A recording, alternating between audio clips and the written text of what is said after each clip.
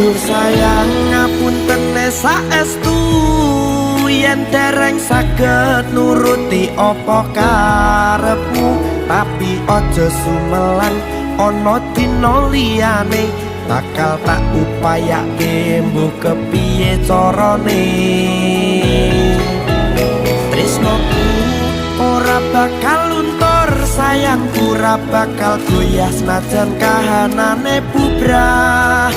Aku bakal setia, ora mungkin mendua. Matur suwun sampun ana ngancani neng saben dina.